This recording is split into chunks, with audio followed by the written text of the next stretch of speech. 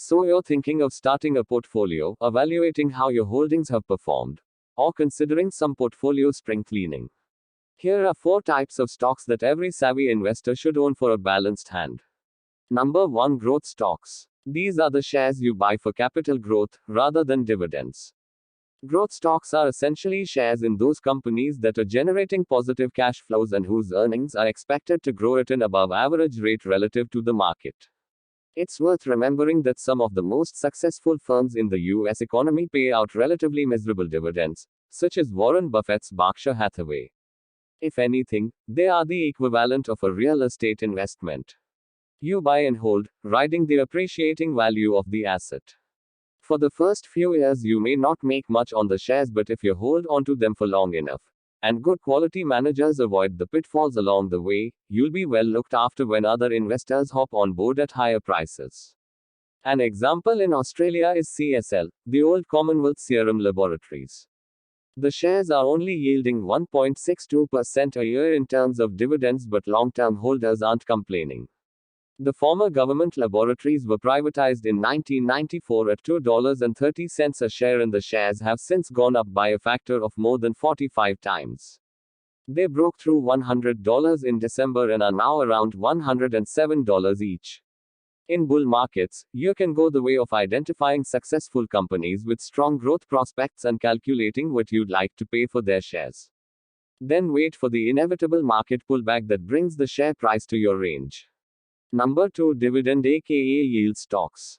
Yield stocks, ideally, are those that perform well in bull markets while providing partial downside protection for investors in bear markets. They are the stocks of choice for the income-seeking investor. The stock yield is calculated by dividing the yearly dividends paid by the company to the company's share price. For example, if a company is expected to pay out 50 cents in dividends over the next year and is currently trading at $20, the dividend yield is 2.5%. It is because of their dividend yield that the 4 big banks and Telstra account for well over half of retail investors' shareholdings in Australia. They have been sold down since late last year on the reasonable basis that the economic outlook is not rosy, but they're not going out of business anytime soon. ANZ's weak half-year profit result last week saw the 6-month dividend cut from 95c to 80c, but a recovery in the share price on budget day, the day after the result, to just under $25, meant that the shares are yielding 6.4%.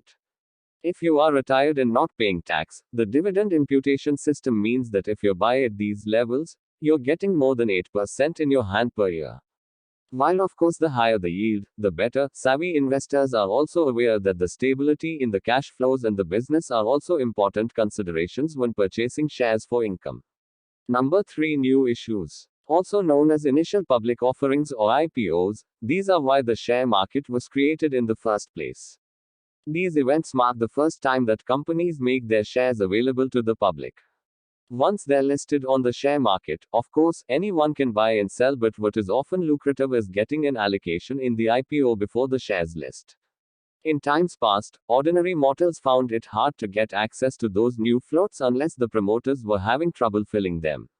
That's changing now, thanks to technology, and the returns in recent times have been very good indeed.